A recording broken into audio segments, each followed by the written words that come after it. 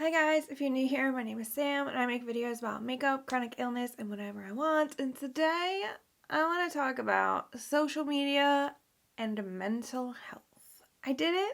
I finally deleted Facebook. No, not just like last time where I deleted the app from my phone. I actually deleted my account. Now you do get 30 days to reactivate it in case you change your mind. But I am finally done with it. This is something I've been wanting to do for quite a while, but I kept finding reasons to not. There was one or two family members who that was really the only way we communicated.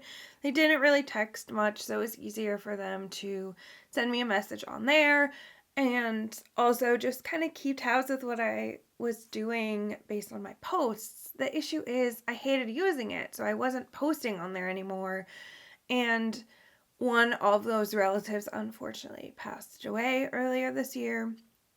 So it was kind of hard to even get on there anymore anyway, because I really just kept it to keep in contact with that specific individual. And now that they have passed, it's just a reminder of what the only use for it became over the last 2 to 3 years. I know not everyone believes in astrology stuff, but I'm gonna get a little weird about it for a second. I'm an Aries, so this time of year for everyone, it's the astrological new year, but also spring. It's just rebirth, and we all get into cleaning and purging things and just like a nice reset. We feel fresh after the winter and after Pisces season, which is incredibly depressing.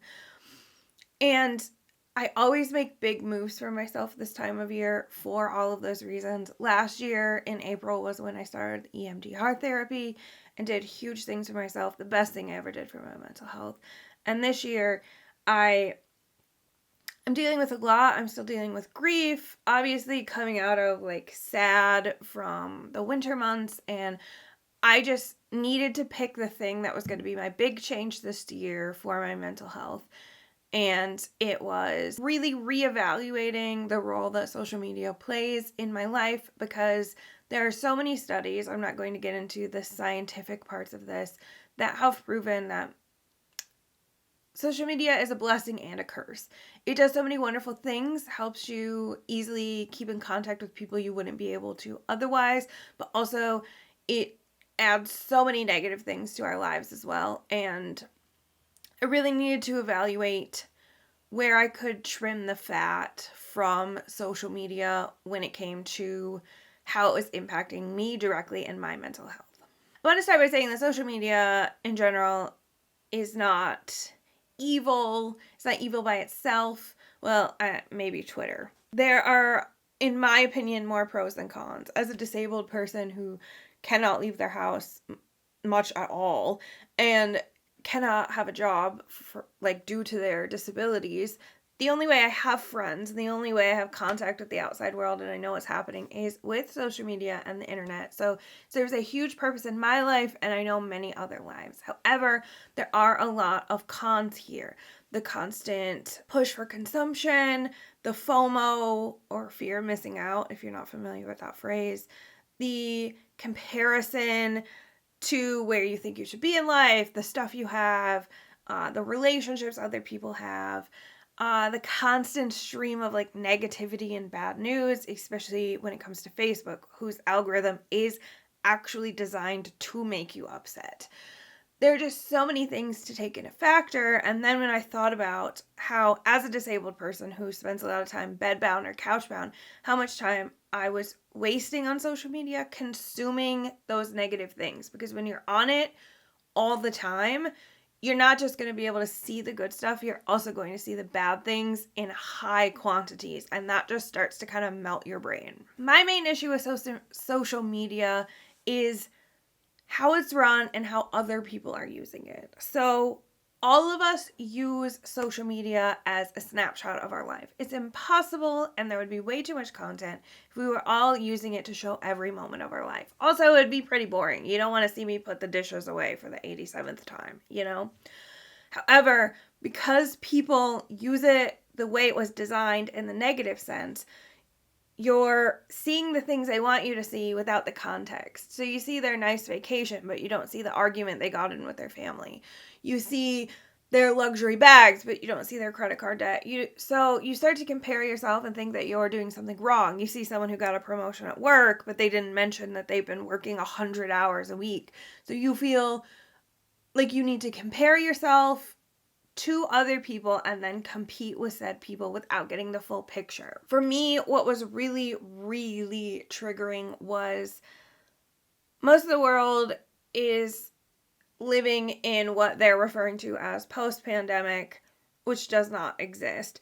But seeing the endless stream of people now with the conspiracy theories that COVID was actually never that serious, they're glad it's over, just all these weird little things, and they're like, oh, like saying these things, thank God I don't have to take precautions anymore. It's just upsetting as a person who needs to take as many precautions as possible to see the entire world just more or less imply that, like, they don't care what happens to you, even people who know you personally. I get, like, strangers legitimately don't care about me, but coming from people I know personally, that was my main trigger. Spending too much time on social media was seeing everyone forget about you, forget about all the accessibility that is being taken away from people like me.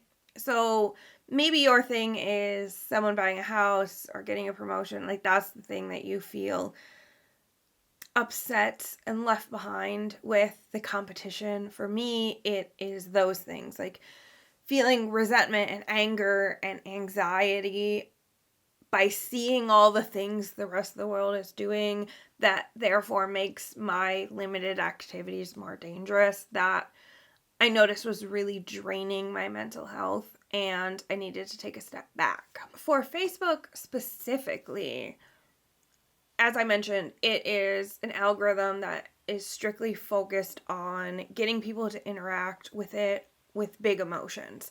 And it's easier to get people angry or upset than it is to make them happy. So that's kind of what they focused on.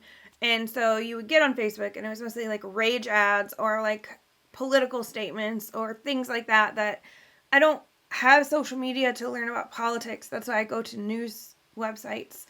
I don't need to hear it from a neighbor who isn't as informed as an actual news organization, a journalist. The fact that those Facebook specifically, turned into just rage bait and constant argument was why I first decided to kind of start over a couple of years ago. I deleted everyone off of it who I had on different social media. So, like, if I was friends with someone on Facebook who I knew had Instagram and used Instagram regularly, I removed them off Facebook because I wanted to have as few people on there as possible, and the only people I wanted on there were people who couldn't access me in other channels. But Facebook just started like funneling more shit at me that wasn't relevant. It wasn't even people that I followed. It was like other stuff. It was just like random things. Like, it was trying to get an emotional reaction out of me, and when it wasn't doing that, it was just ads for wine. I don't even drink wine. So that's when I decided, okay, I had to use this less, and I was only using it to share the links to my YouTube videos for those relatives who aren't so tech savvy and wouldn't have known how to just go to YouTube and subscribe to my channel and watch it that way. This is a little easier for them. Like I said, the main person I interacted with is no longer with us, so I felt like I didn't need to do that anymore. And I feel like after 2 years on YouTube, everyone else has it like favorited in their browser or something, and it was finally time that I could let it go. The last reason that I really needed to get rid of it is I grew up in a small town with a lot of people who ended up being like military spouses or stay-at-home moms, etc. And no shade to that, but in rural areas, those types of individuals tend to fall victim to multi-level marketing and evangelicalism. And I started to get a lot of, hey, we haven't talked in a while. Have you heard about this man named Jesus Christ? Hey, we haven't talked in a while. Do you want to buy like this weight loss shake? And I couldn't. I was ready to let it go. Also, if they want to get a hold of me, most of them follow me on Instagram. They can open Instagram. They have access if they actually need to talk to me, but that isn't generally how those conversations went. So to summarize that little section, me and Facebook are very different than we were back in 2008. I am trying to be a less reactive human being, and Facebook's entire goal is to make you reactive, so clearly it was a match made in hell, and it needed to go. Now that I have spent the last 10 minutes at least filming, I don't know what it is for you, pooping on Facebook, let me just say it isn't just Facebook. Let's move on to Twitter. I was never a super active Twitter user, but Twitter is pretty much the tech-savvy version of Facebook. It does the same thing. It's rage bait. It's people who get on there looking for a way to release their frustrations and fight with each other. And since Elon took it over, it's gotten even worse, and it just had to go. I tried. I loved to use it to contact like my favorite creators on YouTube and stuff, but I just couldn't. It was upsetting. And I found myself doom scrolling because it was really the main place to get like updated information about what's happening with COVID. And for me, okay, like what precautions do I need? What extra precautions? Like I've added some that I learned about through studies that were shared on Twitter. So it is helpful. But for me, I didn't have a healthy relationship with it. I would just doom scroll and I would get upset and it would trigger my anxiety and it would make me a little more agoraphobic to where like I would like get nauseous and feel like vomit in my throat at the thought of having to leave my house. It wasn't good. It had to go. I wasn't having a good time and I didn't know how to control myself using it. Let's move on to Instagram. I've kept Instagram. I will always keep Instagram. I will always have a love for Instagram.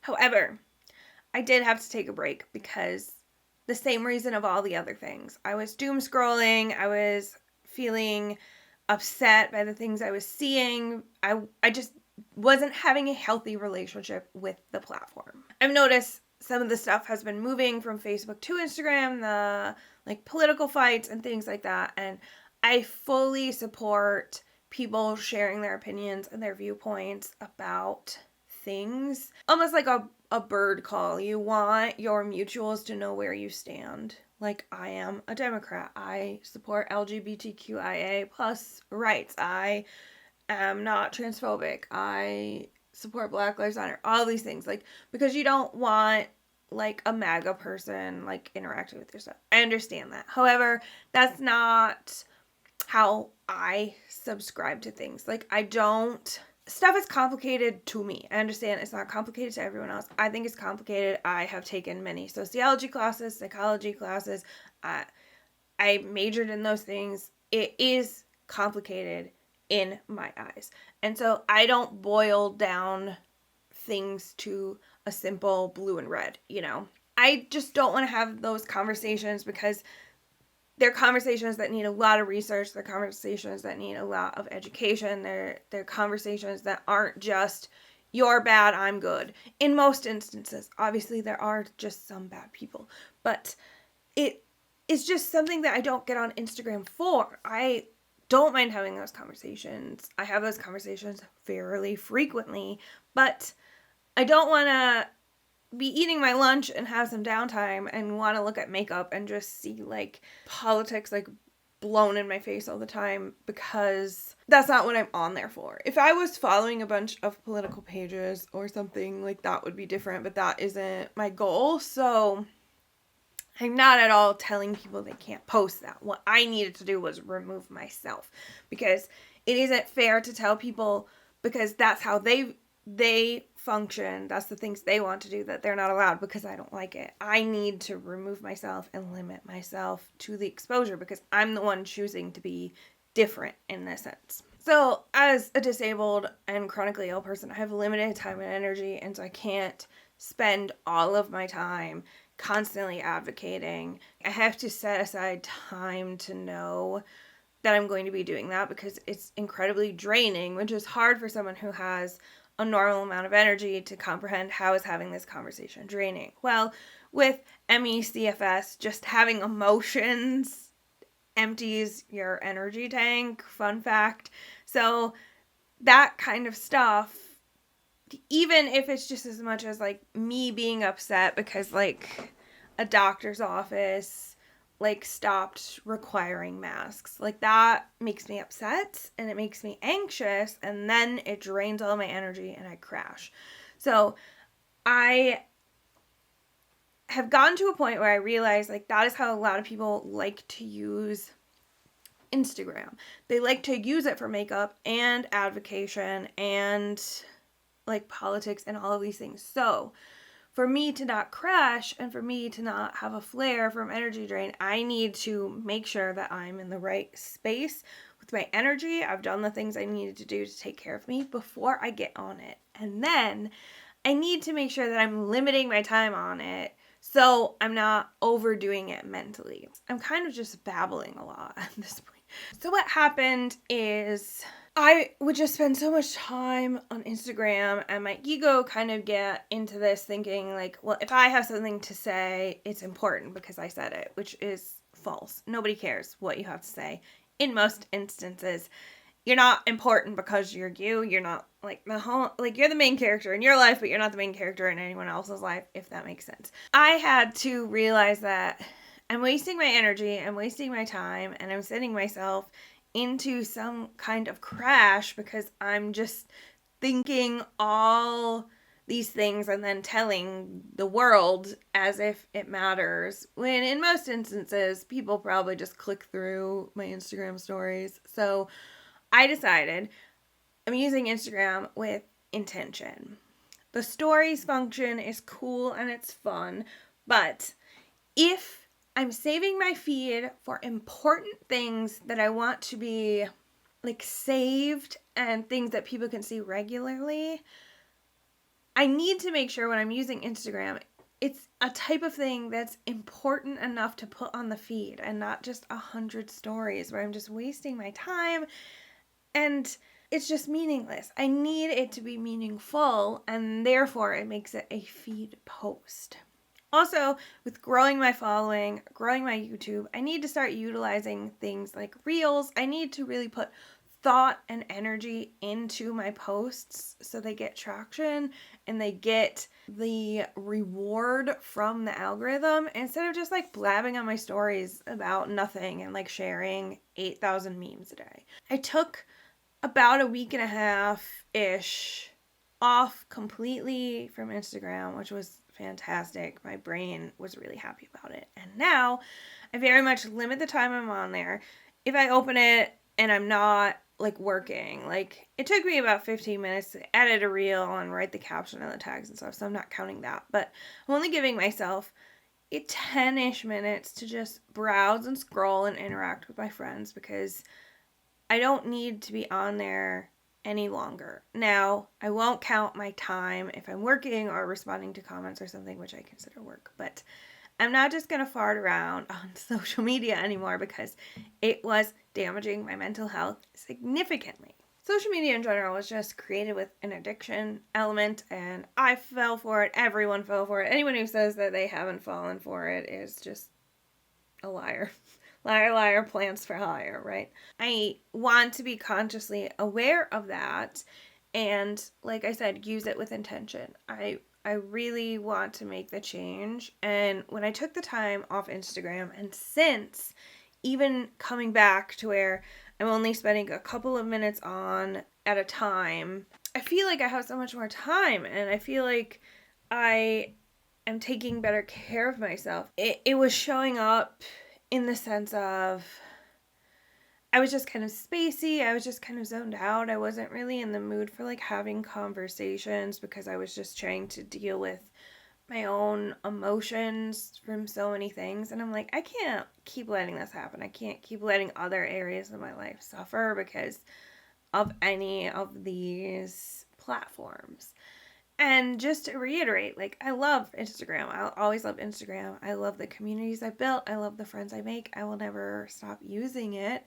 I love YouTube, although I don't really consider YouTube social media, if I'm being honest, because I can't just, like, doom scroll YouTube. I don't think, anyway. I just want to offer up with my content the best version of myself. I want to offer up to my family the best version of myself. I want to offer up to my friends the best version of myself. And most importantly, I owe myself the best version of myself. And that wasn't happening when I was just grabbing my phone and just like,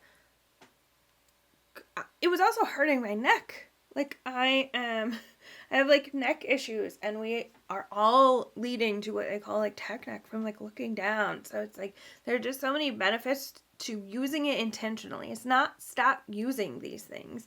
You know, maybe Facebook doesn't upset you. Maybe you love Facebook more than you love Instagram or something.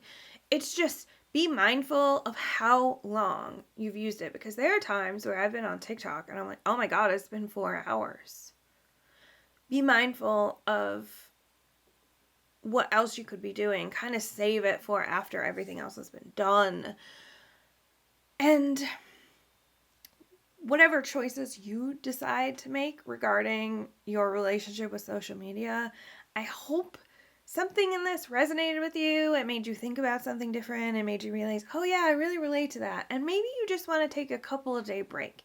Maybe you just want to log off for 24 hours and like go on a hike or read a book or something. I just hope this was helpful in some sense. Obviously, what works for me won't necessarily work for you, like deleting certain platforms. Like, I'm not suggesting everyone do exactly what I did, but I just kind of wanted to talk about what I've been up to the last couple of weeks and how I can feel that I've definitely been benefiting from these changes, and even making a small change I think would be really helpful. So just reevaluate where you are with social media. Thank you so much for watching. If you like this video, please give it a thumbs up and consider subscribing if you haven't already. Let me know in the comments your thoughts about all of this, and I will see you guys next time.